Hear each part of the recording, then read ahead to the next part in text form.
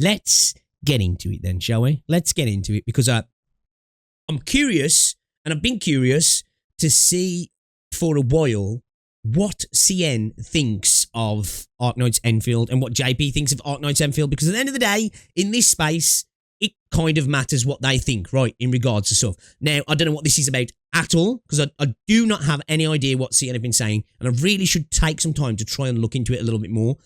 I wonder if this is going to be relating to, well, the only thing that's different for them is they've got purchases enabled, right, but maybe this is just a more general thing. But let's see what Razor's got to say. I did see part of his video before about the gacha system. We've all known my views on the gacha system. As I say, if you like pity, not for you. If you care about maybe cheap pulls, maybe it's for you. It's up to you to decide. I don't care about talking about that anymore. But let's see what CN's saying about Arknights Endfield then. They are furious. I'm curious to see what they're mad about. Let's have a look, because it's important to know what they think.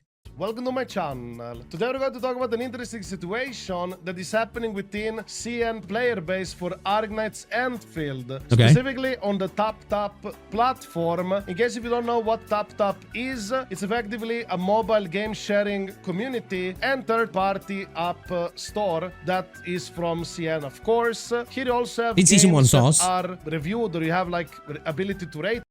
Is it about the game, or is it still about what we spoke about a couple of days ago when CM were really mad that they didn't get in and we saw those unhinged essays? I wonder if it's anything to do with that. This was modified 2 days before the beta, so this was definitely somebody angry about not getting in. This was 3 days before the beta, so this was definitely not somebody getting in. Yeah, it's clear to see most of these are bullshit. Half of these are before the game even fucking came out. 2 days before the beta, a day before the beta, 6 days ago, so the day of the beta, 4 days before the beta, 2 days before the beta, 2 days before the beta. I got friends to fill out the forms for the first and second closed betas. No one got a chance. For the third closed beta, the ugly characters made me lose all enthusiasm for filling out forms. Thought of getting a ridiculous ugly character makes me not even want to play the game. Ugly character? Bro's got shit in his eyes. Achieve the same popularity and review as Honkai back third after all. What the fuck you on about? What are we talking about Minecraft and shit for? I've been calm in these past few days. I didn't watch test streams. Okay, so this person didn't get into the beta. Who would have thought Hypergryph would raise the bar for quality in a sequel to such a high level? Arknights The Last Stand isn't just a sequel, it's a bombshell dropped into the industry with genuine sincerity. After playing the third closed beta, I was completely hooked. The 42GB of storage space it takes up is totally worth it. First, let's talk about the phenomenal auto-visual experience. Okay, I'm positive about that. Anime realism. Combat system is also revolutionary. Agree, I like it. Stat buffs, boss battles. What's even more impressive is the future gameplay. From the 80,000... Oh, wait there. From the 80,000 polygon precision. Models, interaction, teammates. This is beyond just fun. It's a masterpiece that will make players willingly clear their memory and grind for 10 hours straight. Truly redefining the remake genre. So I'm giving it 2 stars. Please think twice. First of all, I'm a semi-active Arknights player from August 2019 until now. Playing this terrible game on and off. Okay. Alright, there's definitely some brigading I think going on here, right? I think that's fair to say. I've been playing this terrible game, Arknights, on and off for 1,864 days.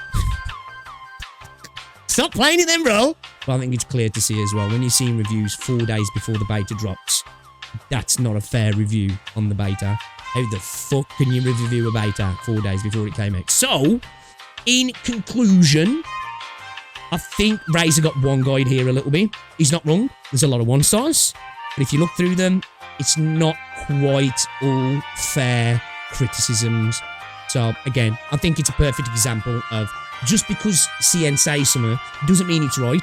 Even before they come out, the game is currently in a limited beta test with paid features in CN, and a lot of these reviews are specifically from players who played the beta as well. And as of right now, there's no evidence of organized review bombing or anything like that. It seems relatively organic with what people are saying within the comments and the issues they have. I'll also have like a quick... I'd be curious to see how many of these scores that are negative relate to that previous stuff that was happening before the beta went live where people were angry about it. But yeah, I'm curious to see what's going on then. So is it related to the purchases then? Of what the actual problem seems to be. And the key reasons for this downvoting because of gacha monetization, resource grind, and low yields. Which, when it comes to the pools, I'm here for this. I said this. When it comes to coming for the game, I'm going to make a video talking about this myself, right? The gacha system itself is less of a problem than pool acquisition within the game post-launch right now. It might be different compared to the beta post-launch. It probably will, but it is a little bit low at the moment. Maybe it'll get higher as I get further into the beta. People who are further in will have to let me know, but I haven't heard it changes much. I think this is a fair thing we need to talk about. Story and dialogues, definitely I think an issue for a lot of people, right? I think it does get a lot better once you get to Wuling, according to people that was also. But I do think there is some dialogue issues. And I think the problem with the story, for me, is where they're trying to connect it to base building tutorials. And I understand why they did that, and I think they were right to do that. But I think it might have dragged the story down, or not dragged it down, maybe just affected the pacing to some degree, right? Exploration and combat, I'm here for it. It's fucking fire. Pacing and optimization. Other than having 120 FPS, I haven't noticed many issues. The game does run a little warm on my CPU. I do have a 13900K, which is a little bit of a warm CPU anyway. So games tend to, especially when they're high fidelity games. But that being said, I'm looking at like mid to high 70s, which is normal. I know a lot of people can pro, that's normal. I just get a little bit anal about it. I like stuff to be in the low 70s. If stuff's in the 80s, I'm uncomfortable, right? These CPUs are like designed to be ran like at high 80s for long periods of times. Or yeah. With such a high failure rate in these CPUs as well. Yeah, I've undervolted this CPU as well. So the fact that it is running a little bit warm, but it's not the biggest thing, and I should imagine that some of them will get better on launch as well. Story and dialogue, base building, exploration and combat, and lastly, pacing optimization. Basically, yeah, true, a lot of gameplay issues I just get weird about are being mentioned here by the CN players regarding Arknights Endfield. And by the looks of it, you do have quite a lot of OG Arknights players also were not satisfied with it. I also believe this is the... I do think we have to talk about, when it comes to Arknights, old Arknights players, and they're fair criticisms to have, but I do think we have to look at the context of expectations of Enfield from Arknights, especially in the storytelling. It's not going to be the same. You're not going to get that level of depth. It's just not happening. You go into a game that has to be animated, it's 3D, it's voiced, it just ain't going to be on the same level, right? So I do think I'm not an OG Arknights player. I've been playing the game for a little bit now, right? And I really enjoy it. We have to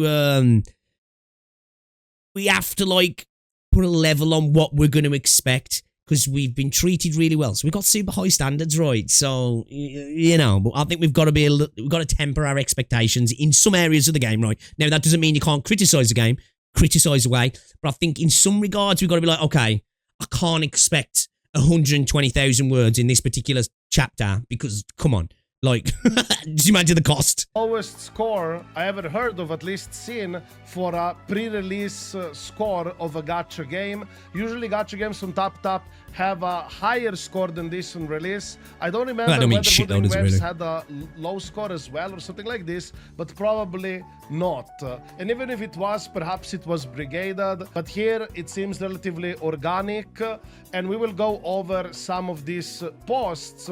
Specifically, it's not going to be the same depth at the get-go. Yeah, and I don't think it's ever going to get to there as well, Alpha, because Hoimao actually specifically said this. He said if you want, like, a big, well, not so much a big story, but a story that's got lots of word count and just a lot to it, you've got Arknights for that. But if you want a more avant-garde, I guess more condensed action, dynamic experience, then Enfield's for that. Like, they did specifically say that. Now, how that will look in a year is totally up to, like, what happens, right? But we're never going to get the same level of storytelling, because you just, going from a novel-based system to 3D, you're gonna, some fat's got to be trimmed, right? It's got to be.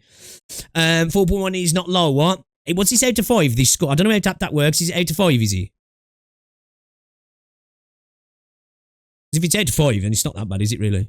See it for yourself. It's out for of 10. example, here you have a 2-star review. So as you can see here, specifically for them was the plot. The game is mostly semi-static with camera movement, but the characters remain stationary. The initial plot seems to have depth, but it gets boring after a while. Though you do have skip button. The CGI sequences are decent, but not top tier and very short. Some parts use the same PowerPoint style dialogue as Zone 0, making it so boring it makes you want to sleep. Personally, for me, I kind of like the cutscenes. Wait, hold up a second. I think the CG sequences are really good. for one. What's top tier? Are we comparing it with Wiwa and Genshin? Because if that's top tier, then this is top tier. We're comparing it with, I don't know, fucking some AAA game, then maybe not. Very short and bar choose the same power punch solids. I'm guessing they're talking about Zenless Zone Zero, right? Zenless Zone Zero was some of the most dynamic ones, I think. Now, I haven't played since 2.0, but that's one thing that Zenless always got praised about, right? We was good as well. You know, obviously, if you're talking about Star Rail, then yeah, I think if you compared it to Star Rail, I'd be like, oh, okay, wait a minute. I think they were fine, but sure, you could always ask for better, right? Well, come on, look. I mean, that's fair. You can always ask for better, but, you know, somebody in chat now could donate $1 million, and I could be like, well, could have said 2, could have been better. But no, it's fair. Well, to a degree. But first, I think the cutscenes were fine, at least for me. Combat, the game isn't primarily about the combat. The controls are simple, just know a few skills and tap whatever flashes on the screen. User focus on the combat can directly just give up. The current difficulty level is manageable. Anyone of age can easily do it. I think the current difficulty level, especially if you come from Arknights, I think I'm early on in the game, but I've heard even when you're doing the end game stuff in this beta, you don't even need max characters to kind of easily cut through most content pretty easily, which I would like some more difficult content, but I'm expecting that to come in the guise of events and end game that we get on launch, right? I know we've got that extraction mode at the minute, but I'm assuming we're going to get other end game because at the end of the day, how many gacha games story is difficult? Now, if you're expecting TR15 right off the get-go, JT83, R888, you know, all that sort of stuff. I just don't think you're going to get that right. So I don't mind. Do you know what I'd ask for with all these games? Give me a difficulty selector. Let me select a difficulty. When I'm playing through the story, if I just want to play it normal, good. If I want to ramp it up to hard and actually have a challenge, let me do that as well. Well, yeah. I personally do like the combat. I'm actually surprised they feel this way about the Yeah, I was going to say, the combat for me is brilliant. Because personally, for me, I like how the combo skills work and how you can chain things. I don't think it's like just hitting, obviously you're hitting the buttons as they come up on screen, or if you're not doing the correct things or having your team set up in the way, guess what's going to happen? Those prompts are not coming up on screen. You're not going to be proccing your skills, which we saw from some of my terrible cooking when we were playing around with teams. But we've got a team at the mini. It's nice, you know, it's nice. So, of course, pressing a button when it's on screen isn't hard, but the team building is the thing that makes that more likely, and how often you're proccing and how you're rotating through your skill combos, right? So, the only particular issue I find with combat you can change your world skills, level. Yeah, I'm not talking about the world level, because I've already got to that bit where the world level starts to go up. It's more about MSQ content, right? You know, when I'm getting into like MSQ bits along the way, I'd like to be able to just dial the game up to difficult, like, you know, so people can just play through, I don't know, let's say boss A comes along and it's, you know, I can just play it to a bit of a harder version if I want. And I think that'll probably come from more of the Arknights player base, because they're used to having some difficulty in the games, aren't they? Because Arknights is one of those games that generally offers difficulty in the story, doesn't he? Steep requirements of activation. For example, I have a character that requires to have 3 cryo stacks on an enemy to be able to activate their combo skill, and it's a crucial part of their kit. Yep. And it's very restrictive. Like, you would have to have like a very specific type of cryo team to be able to do it. And I do have a concern regarding these combo skills. I disagree with that. I think the way the combos are set up already feels quite free in how you can build teams up. There's different ways of applying sort of stuff. I do think when it comes to multiple stacks a little bit, but I think also that'll be things that will have less of an issue when the game comes out and the team roster grows. But I think, you know, team synergy is always a worry in these sort of games, of how it will be done. But so far, I personally don't see there's a reason to be worried about teams becoming restrictive at the moment. There's always going to be a better team. But I don't feel that like that myself at the minute. But maybe in a few hours' time I will, when I get into the game deeper. They could end up being way too restrictive. Besides that, I personally do enjoy the combat. I like 4 characters on the field. Then they talk about infrastructure. Development is the major focus, as many claim. It's something you encounter only after playing a certain amount of time. That is true. they don't give you much base building and all that stuff initially. It kind of gets more later on. I believe like it was like 5-6 hours in my beta playthrough where you actually get to, you know, do more of the base building stuff. Initially just like, yeah, build this. See, I think this is the thing that you're damned if you do and you're damned if you don't. If you front load the fuck out of it, people get mad. If you try and spread out the tutorials, people get mad. If you front load a certain section of the tutorials and then give people a bit of time to enjoy the combat and the adventure, people get mad that it's affecting the pacing. I just think with the factory system in this game, there's going to be some degree of tedium in how tutorials and the systems implemented when you first start playing. I think it's just kind of hard not to, right? And again, Enfield's quite a unique game in the way that it's an RPG with this system as well, right? I've said this before. I still do think there's room for improvement on the tutorial side of things, but I don't even agree with this exactly. Thing and that's it, leave it there, right? And also, they do say if you don't persevere through the tedious early story line, you won't even get to see it. The overall scale of the infrastructure development is decent. You can simply copy other designs, or you can choose not to play it if you don't like that. Yeah. Well, here is the kicker. Even if you do have blueprints, guys, there is a thing called space. Your base is not initially fully upgraded, so you don't have as much space. And if you copy blueprints, you will have to effectively find blueprints of players who made like smaller scale versions of the stuff. I don't see a problem because I've seen a lot of blueprints, at least in the beta, now like super efficient, super... We know that the blueprints are not the most efficient version, right? That's why there's going to be an economy of people making super efficient blueprints, because you can really do a bit more of an efficient build than going off the blueprints at the moment. I'm cool with that. I'm cool with that. Come on, man. I think we need a bit of that in the game, man. Right? I don't want everything to be done for me. Personally, I'm okay with giving people the options to skip the base building and have blueprints and stuff, right? But I think there's got to be some sort of give and take with it, right? There has to be. Good, but they're kind of made in account. Once the game's out, man, you'll have like ultra efficient blueprints that you'll be able to go into and copy from somebody. At the minute, we've got the game's blueprints, really, haven't we? There are still things you kind of have to do, like connect things together and so on. So it's not completely, you know, how to put it? It doesn't completely remove the base building aspect of players. Even with the blueprints, you still have to do some thinking and stuff like that. Then I talk about welfare, with just the monthly card and daily check. To be fair, thinking is a gacha gamer's worst nightmare. You can get up to 25 draws a month.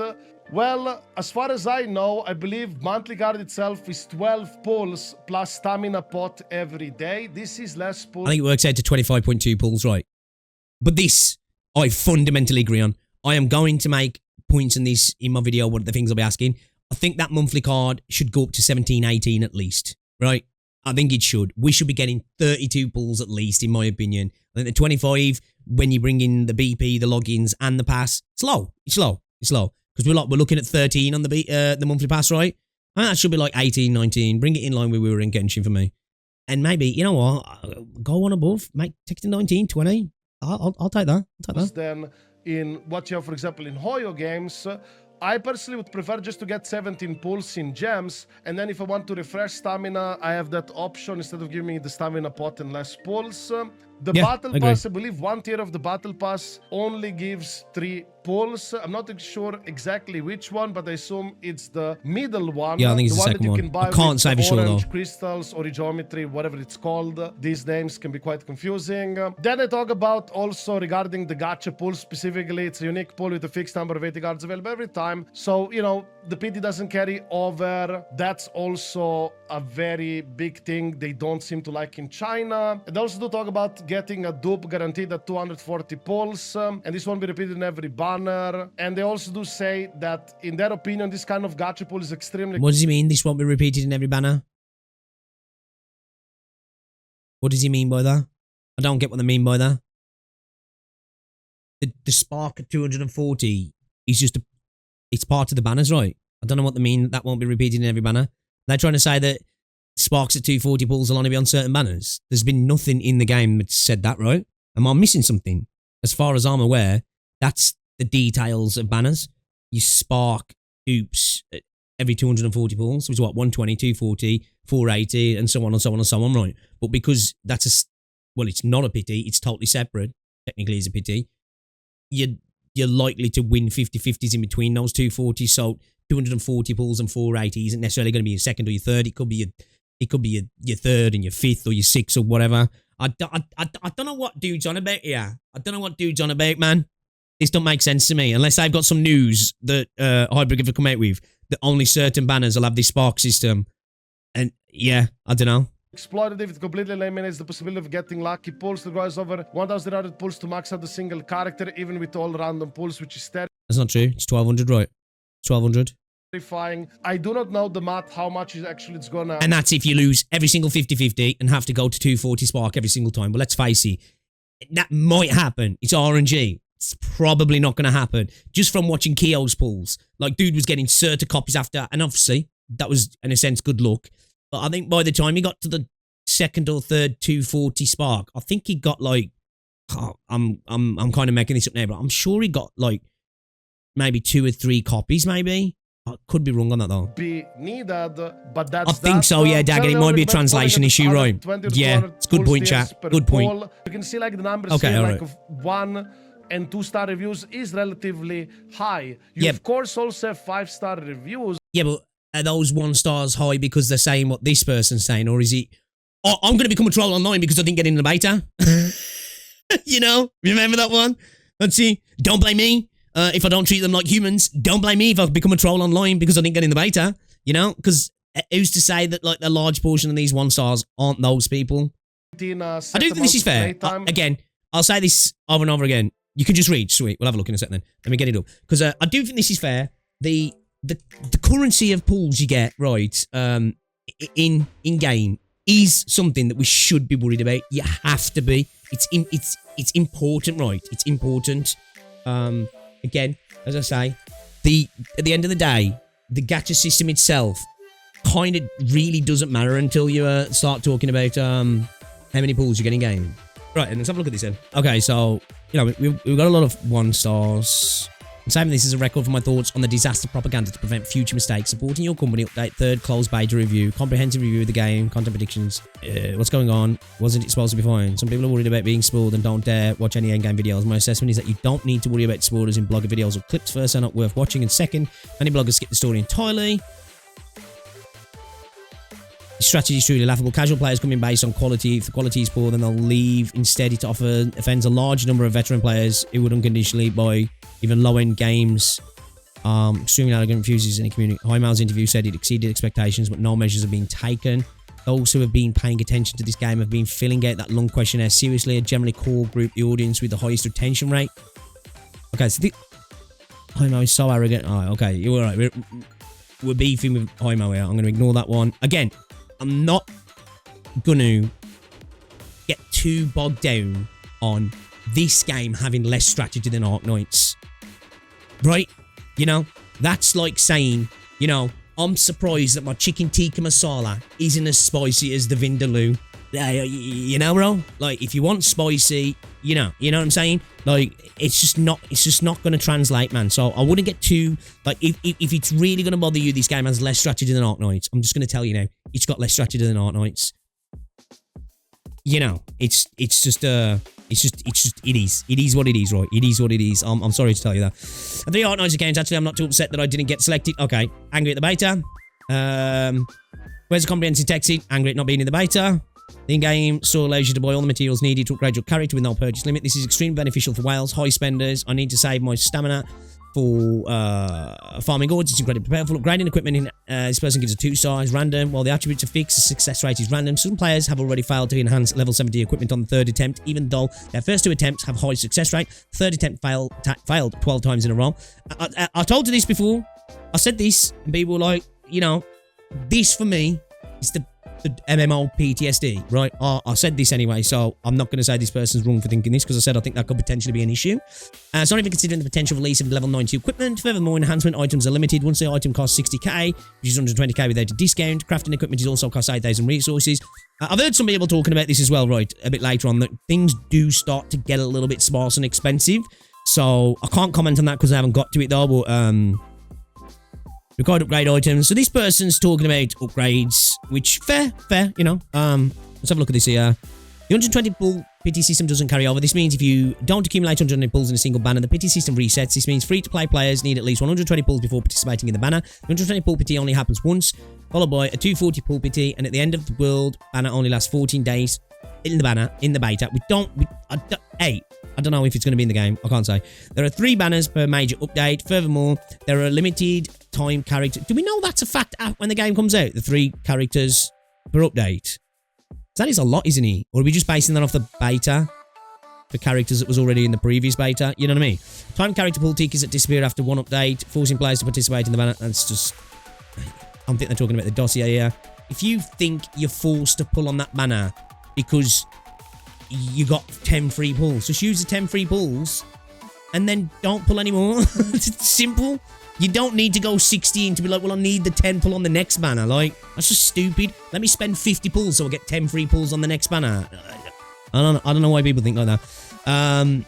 There's also a weapon banner where the first 80 pulls guarantee a weapon and the subsequent pulls have a 75%. First 40 pulls, buddy, you get one at 4, guarantee at 8. So you guarantee one at 40, guarantee the SIG at 80. Subsequent pulls have a 75% of yielding a different weapon. Both banners have a pity systems that don't carry over. Each pull costs 500 jade. Daily quest costs 200 jade and a 31 monthly pass 38. Yeah, I think this is fair. I think the monthly pass criticisms are fair. Partial. See what I'm saying there? I'm going to say it's the first time I've experienced a feeling of love turning into hate. The following is purely personal rant. I hope it won't spoil the good mood anyone has wish with you. You should look at your new game. Stardust was incomprehensible. You really think concept is poorly executed? Your re-traveler concept is poorly executed to sell nostalgia. I think that's fair criticism, actually.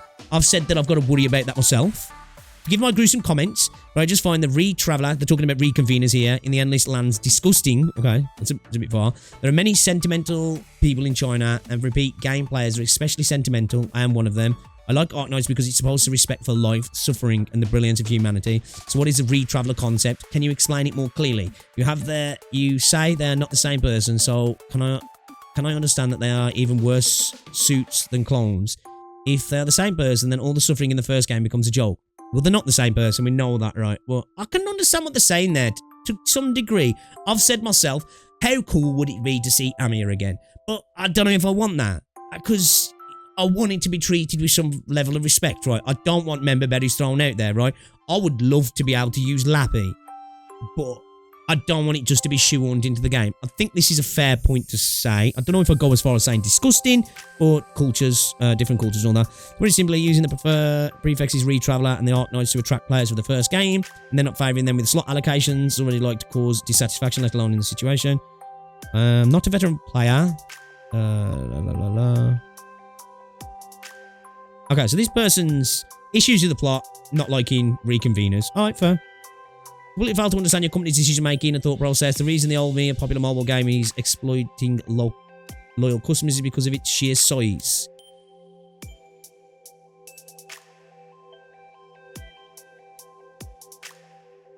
Do you think you could achieve the same popularity and revenue as Honkai back third after more? What the fuck are you on about? Are we talking about Minecraft and shit for? I've been calm in these past few days. I didn't watch test streams. Okay, so this person didn't get into the beta. You're all considering jumping into Arknights. Please think twice. First of all, I'm a semi-active Arknights player from August 2019 until now. Playing this terrible game on and off. Okay. Alright, there's definitely some brigading, I think, going on here, right? I think that's fair to say. I've been playing this terrible game, Arknights, on and off for 1,864 days. Stop playing it then, bro! 30 hours and still no wooling. First of all, let me say this game heavily relies on good starting strategy. Infrastructure building will slow you down. But if you think that once you've built your infrastructure, everything will be fine, you're mistaken. Why? Because infrastructure building is time consuming, but yields are very low returns. Alright, fair. Tutorial Sophia. Fair. And obtain the blueprints, you're doomed. In the early game, infrastructure building is more like constantly evolving equipment manufacturing plus some mission objectives. The biggest gains always come from the flexible source demand of... Okay, alright, talking about like map economy here, not being too happy with it. And some people might say, this isn't PvP, why should I rush? Because this game requires resource allocation scrolls to craft equipment. Each person needs 4 pieces of equipment. Again, yeah, I think these sort of fair. Criticism start talking about like material acquisition and that. I think everybody's got a different level where they're finding a problem, but it definitely gets to a problem. CZN, perfect example. They're adjusting it when it comes to getting up to the higher end. This is the sort of stuff that's good feedback because it can change when the game launches. Ranging the power supply based on the character movement looks realistic and makes gameplay even more sturdy. Dialogue is excessively padded with words. A clear, interesting line that could be expressed in 5 words is stretched into dozens. Okay, dialogue issues. That's not something that's unique to CN. I've seen other people talking about that. Okay, all right. Shit, what did I do?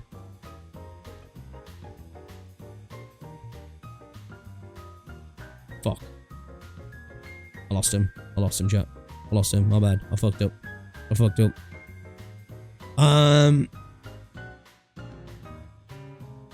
Who would have thought Hypergryph would raise the bar for quality in a sequel to such a high level? Arknights: The Last Stand isn't just a sequel, it's a bombshell dropped into the industry with genuine sincerity. After playing the third closed beta, I was completely hooked. The 42GB of storage space it takes up is totally worth it. First, let's talk about the phenomenal auto-visual experience. Okay, all positive about that. Animalism. Combat system is also revolutionary. Agree, I like it. Stat boost, boss battles. What's even more impressive is the future gameplay from the 80,000. Oh, right there. From the 80,000 polygon precision, models, interaction, teammates. This is beyond just fun. It's a masterpiece that will make players willingly clear their memory and grind for 10 hours straight, truly redefining the remake genre. So I'm giving it 2 stars. Okay. That's that review that he talked about. So, after playing for 6 hours yesterday, I was absolutely furious. I was on mobile and the smoothness was indeed excellent. And the character models were fantastic. Okay, now that I've covered the pros, I'm going to start complaining. I think you're inviting the other open world players to try. I'm not going to listen. Dude's mad that I guess OG Arknights players are not getting in more than other players. Again, if it comes down to beta access, your review, I don't want to hear it. You know what I mean? I don't want to hear it. I just think it's the dumbest thing ever. You're giving it to people who don't play Arknights, man. What the fuck? Alright, cool. Fair enough. Understand where you're coming from. Don't use that to review on the game because it's not helping the development team out on potentially making the game better. It's just stupid. I'm looking forward to it. I think I've already lost interest because before the third close beta, they were constantly exhibiting winning awards and making appearances everywhere at the Even Apple event. Comprehensive test, didn't get into the beta. We saw that over and over. So it dropped to 4.1, so I came here to help giving it by 1 star, adding some more thoughts from the past few days. I got friends who filled out the forms for the first and second closed betas. No one got a chance. For the third closed beta, the ugly characters made me lose all enthusiasm for filling out forms. Thought of getting a ridiculously ugly character makes me not even want to play the game. Ugly character? Bro's got shit in his eyes. I don't even think like the Wooer community would say that. I've been playing ever since the game's launch, although I quit several times. I'm even avoiding each shit. Anyway, I've seen it many times. This smells like I didn't get in the beta. Trying to see. You still keep minimum testing, minimum characters. Shows a lot of confidence from a big company. You're a fan, I couldn't hold back. Gameplay varies from person to person. What comments? The moment's failed enhancement mechanic was introduced. I knew the reception would be terrible. MMO still has a failed enhancement mechanic. Yeah, this smells like I didn't get in the beta. Most characters are okay, but a few are really ugly and tacky. Especially those 12 plus characters. Yeah, whatever, bro. You give your qualification to scalpers. Yeah, okay, didn't get in the beta. So you kept releasing trailers and trailers, making players wait and wait.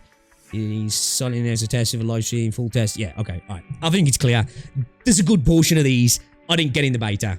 I think that's clear. So, not questioning Razor's video here, but I think this is a situation of getting one guide, looking at maybe 1 or 2 reviews, and then equating some fair criticisms, because there's some fair criticisms in here, as that equates to that's why most of these reviews are 1 star. I haven't seen all of them because there's 23,000, so I'm not going through all of them, but there's a few there that I think they're just trolling because they're like, I like it, but I'm giving it a 2 star, which is weird. Some people just ragging on High Mao. I'm going to assume didn't get beta access. Saying the characters are ugly. Like, bro's drunk. Like, I'm sorry. I don't care what anybody says. Bro's drunk. And the others seem to be, I didn't get in the beta, so I'm mad about it.